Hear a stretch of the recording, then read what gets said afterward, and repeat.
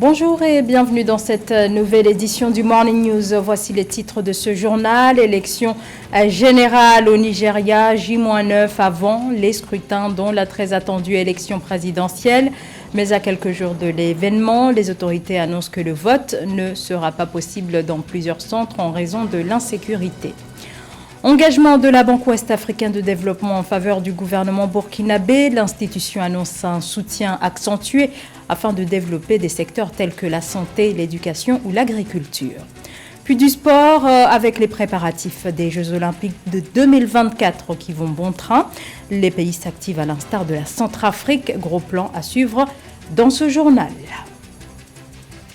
On ouvre cette édition par la libération ce mardi de l'ancien président de l'autorité égyptienne anticorruption. Hicham Geneina était en détention depuis 5 ans pour terrorisme et fausses informations. C'est en 2018 qu'il a été arrêté alors qu'il menait campagne pour Sami Hannan, un adversaire d'Abdel Fattah al-Sisi à l'élection présidentielle. Hicham Geneina est libéré mais peut être appelé pour être interrogé car il est maintenant poursuivi dans une autre affaire gérée par le parquet civil de la Sûreté de l'État. C'est ce que dit l'initiative égyptienne pour les droits personnels, ONG qui défend les droits de l'homme. Près de 100 millions d'électeurs sont appelés à voter le 25 février prochain pour choisir le successeur du président nigérian Muhammadu Buhari. Élection également ce même jour des députés et des sénateurs, mais en raison de l'insécurité persistante sur une bonne partie du territoire, le vote ne sera pas possible dans plus de 200 centres qui devraient donc rester fermés. Le point avec Nathalie Moore. À moins de 12 jours des élections générales, la Commission électorale nationale indépendante a déclaré que les élections ne se tiendraient pas dans 240 bureaux de vote répartis dans 28 États du Nigeria. Le 13 février 2023, lors d'une réunion avec les partis politiques, le président de l'organe électoral nigérian, Mahmoud Yakubu, a révélé qu'aucun électeur n'est inscrit dans ces circonscriptions électorales. Des difficultés liées à l'insécurité ont été désignées comme raison pour justifier la désertion des électeurs de ces bureaux de vote. Nous avons noté 240 bureaux de vote sans électeurs inscrits et répartis dans 28 États et le territoire de la capitale fédérale. Ils vont d'une unité de vote à 12 unités de vote dans chaque État et le territoire de la capitale fédérale, à l'exception des États de Taraba et d'Imo avec respectivement 34 et 38 unités de vote. Aucun nouvel inscrit n'a choisi ces unités de vote et aucun électeur n'a manifesté son intérêt à y être transféré lors du dernier enregistrement continu des électeurs, principalement pour des raisons de sécurité. Cela signifie qu'aucune élection n'aura lieu dans ces bureaux de vote. Des élections générales vont se tenir au Nigeria le 25 février 2023. Cette nouvelle information donnée par la Commission électorale nationale indépendante nigériane suspend ainsi la procédure de décongestionnement des bureaux de vote surpeuplés, comme annoncé par l'organe électoral le 12 février 2023. Mettant en avant le souci de transparence dans le déroulement du processus électoral, le président des élections, Mahmoud Yakubu, a indiqué que le nombre de bureaux de vote a été réduit à 176 846 à travers le Nigeria. Notre engagement est envers le processus et nous veillerons à ce qu'il soit respecté afin que le choix fait par les Nigérians détermine le résultat du scrutin.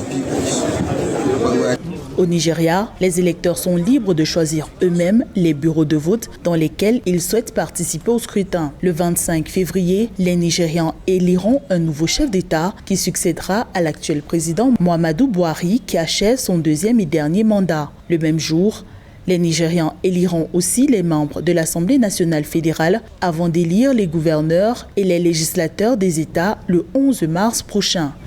Alors qu'il cherchait à se rendre en Ouganda pour une rencontre avec des organisations de la société civile, 4 militants des droits de l'homme ont été arrêtés au Burundi. Leur interpellation aurait été opérée ce mardi à l'aéroport de Bujumbura par des agents du service national de renseignement. Les autorités ne se sont pas encore exprimées sur les raisons de ces arrestations qui concernent notamment Audace Avierimana, le représentant de l'association pour la paix et la promotion des droits de l'homme, ou encore Sonia Ndiku Massabo, présidente de l'association des femmes juristes du Burundi. La Banque ouest-africaine de développement réaffirme son engagement en faveur du Burkina Faso. C'était au cours de la visite la semaine dernière à Ouagadougou du président de l'institution Serge Ekwe. La santé, l'éducation, les infrastructures ou encore l'agriculture, plusieurs secteurs sont concernés par l'appui annoncé par la BOAD qui entend agir pour le développement au Burkina Faso, plus que jamais fragilisé par une instabilité politique et surtout sécuritaire. Roberto Bogbe. Au cours de la rencontre entre le président de la Banque ouest-africaine et des membres du gouvernement de transition du Burkina Faso, les deux parties ont, en plus des questions de développement et d'infrastructures, parlé du budget relatif à l'énergie, à l'agriculture, à l'habitat, ainsi qu'au capital humain, précisément en termes de santé et d'éducation. Selon Serge Ekwe, président de la BOAD, les échanges étaient surtout axés sur le plan d'action pour la stabilisation et le développement. La BOAD est l'arme financière et l'arme de développement de nos pays.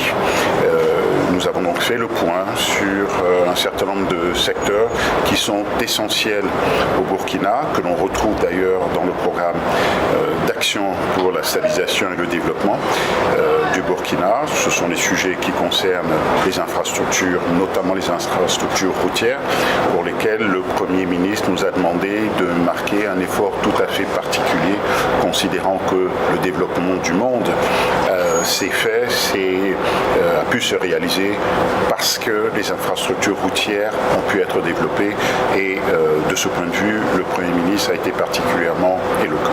Les deux parties ont convergé vers des axes principaux de développement comme les questions d'infrastructure, d'agriculture, d'énergie, d'habitat social. La Banque ouest-africaine de développement a donc un rôle clé à jouer dans ce processus et les autorités burkinabées espèrent qu'elle accordera une attention particulière à l'offre en termes de routes et au secteur privé dans le cadre de ses activités. L'échange avec le Premier ministre sur l'ensemble de ces sujets importants impose des priorités aux différents acteurs. Nous sommes convaincus que si on arrive à développer des infrastructures, on peut booster facilement le développement. À côté, nous avons la question du secteur agricole et de l'énergie qu'il faut également développer.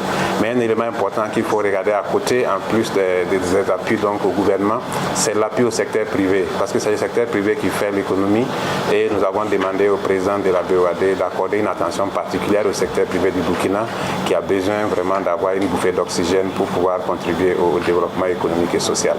Rappelons que la BOAD célébrera ses 50 ans le 14 novembre 2023. Cet événement sera l'occasion pour la banque de faire un bilan de ses activités et de se concentrer sur les nouveaux défis à relever pour le développement de la région ouest-africaine. Le virus de Marburg en Guinée équatoriale et la convocation d'une réunion d'urgence par l'Organisation mondiale de la santé. C'était ce mardi 14 février. En à peine un mois, 9 personnes sont décédées des suites de cette maladie à l'est de la Guinée équatoriale. On dénombre également 16 cas suspects. À ce jour, il n'existe aucun vaccin ou traitement antiviral approuvé pour traiter le virus. Pour rappel, le virus de Marburg, qui appartient à la même famille qu'Ebola, se transmet à l'homme par les chauves-souris et se propage dans l'espace humain par contact direct avec les fluides corporels des personnes infectées ou avec les surfaces et les matériaux.